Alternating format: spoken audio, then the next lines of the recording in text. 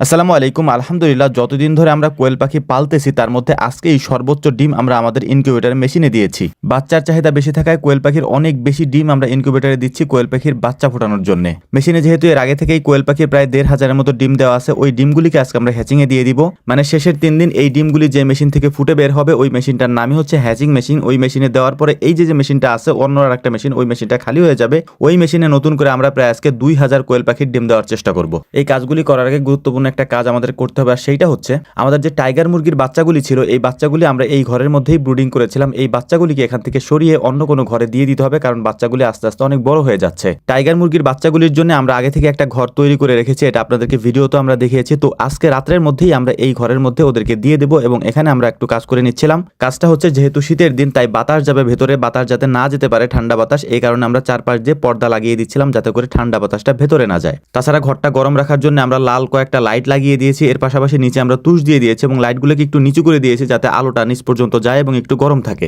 বাচ্চাগুলিকে ওই ঘরে রাখার জন্য বেশ কিছুক্ষণ ওই ঘরের মধ্যে আমরা লাইট জ্বালিয়ে রেখেছি যাতে একটু গরম হয়ে যায়। এরপরে হচ্ছে দুইটা খাঁচা নিয়ে এসে এই বাচ্চাগুলিকে আমরা এখন নিয়ে যাবো ওই ঘরের মধ্যে, তারপর ওখানে নিয়ে আমরা ছেড়ে দিব। মাশাআল্লাহ, অল্প কয়েকদিনের মধ্যে এই টাইগার মুরগির বাচ্চাগুলি বেশ ভালো গ্রোথ এসেছে, যেটা আসলে আমরা নিজেরাই দেখে অবাক হয়েছি। তো যাই হোক, আলহামদুলিল্লাহ বাচ্চাগুলি আমরা এই ঘরে নিয়ে এসেছি, এখন আমরা এইগুলোকে এখানে ছেড়ে দিব। তারপর আমরা মূল কাজ করব। মূল কাজটা হচ্ছে আমাদের ডিমগুলিকে আজকে হ্যাচিংয়ে দিতে হবে, এর পাশাপাশি নতুন ডিম ইনকিউবেটর মেশিনের মধ্যে আমাদেরকে দিতে হবে। এখন প্রায় রাত অনেক হয়ে গিয়েছে। অনেকে জিজ্ঞেস করতে পারেন যে ভাই এত রাত্রে এই কাজগুলি কেন করতেছেন? মূলত দিনের বেলা আমরা আমাদের গরুর খামারের কাজগুলি করি, যে কারণে এখানে আমাদের সময় দেওয়া হয় না। তো রাত্রেবেলায় এই কাজগুলি আমাদেরকে করতে হয়, আর দিনের বেলা সারাদিনই হচ্ছে কেউ না কেউ আমাদের খামারে আসতেই থাকে। এটা আমাদের জন্য একটু কষ্টকর হয়ে যায়। এত মানুষ সামাল দিব নাকি আমরা আমাদের খামারের কাজ করব, আসলে এটা বুঝে উঠতে পারি না আর কি। তো যে কারণে হচ্ছে সারাদিন মানুষের সাথে কথা বলা এবং গরুর খামারে কাজ করে তারপর রাত্রেবেলা এগুলো আমাদের ১২টা-১টা পর্যন্ত করতে হয়। এরপরে হচ্ছে ফজরের নামাজের পরে বাকিটা তো বুঝতেই পারছেন, গরুর খামারে কাজ করতে করতে আমাদের অনেক বেশি কষ্ট হয়, কারণ ভোরে উঠতে হয় ওখানে কাজের জন্য। তো যাই হোক, তবুও সবকিছু মিলিয়ে আলহামদুলিল্লাহ, এই কথাগুলো আপনাদেরকে বললে হয়তো আপনারা বুঝবেন না।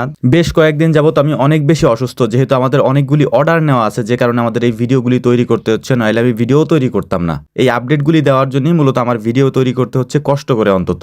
তো যাই হোক, এখন যে ট্রের মধ্যে ডিমগুলি সাজাতে দেখলেন, এই ট্রেগুলি হচ্ছে আমরা আমাদের হ্যাচিং মেশিনের মধ্যে দিয়ে দেবো। এগুলি আগামী 3 দিন 4 দিন পরে বাচ্চা ফুটে বের হবে এবং এখানে আমরা এখন নতুন করে আরো প্রায় ১৭০০-র মতো ডিম দেবো, মানে যেটা নতুন ডিম দেবো মেশিনের মধ্যে। এই ডিমগুলি ফুটে বের হবে আরো প্রায় ১৬-১৭ দিন পরে। আপনাদের জ্ঞাতার্থে একটা কথা বলে রাখি, আপনারা হয়তো অনেকেই জানেন যে এই ডিমগুলি আমাদের খামার থেকেই উৎপাদিত, অর্থাৎ আমাদের কোয়েল পাখির ডিমগুলিই আমরা বাচ্চা ফুটাই, অন্য কোথাও থেকে আমরা ডিম সংগ্রহ করি না কোয়েল পাখির অন্তত।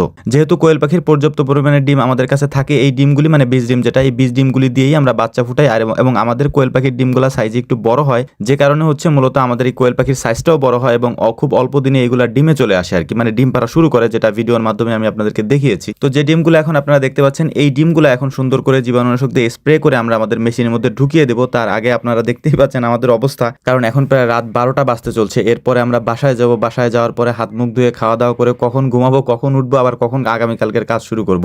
তো মূলত বর্তমানে এইভাবেই চলছে আমাদের জীবন। তো যাই হোক, আলহামদুলিল্লাহ আমাদের কোয়েল পাখির যে ডিমগুলি আমরা সাজিয়ে রেখেছিলাম এখানে, এই ডিমগুলিকে এখন পর্যায়ক্রমে আমরা এই মেশিনের মধ্যে দিয়ে দিব। এই ডিমগুলির শিডিউল হচ্ছে আগামী ১৬-১৭ দিন পরে এগুলা থেকে বাচ্চা ফুটে বের হবে। এর পাশাপাশি যে হ্যাচিংয়ে যেগুলা দিলাম এগুলা 2-3 দিনের মধ্যে বাচ্চা ফুটে বের হবে ইনশাআল্লাহ। 2-3 দিন পরে নতুন বাচ্চাগুলি ফুটে বের হওয়ার পর ওই ভিডিওগুলি আমি আপনাদের সামনে উপস্থাপন করার চেষ্টা করব ইনশাআল্লাহ। তো আজকের মতো আমাদের জন্য দোয়া করবেন। আসসালামু আলাইকুম ওয়া রাহমাতুল্লাহ।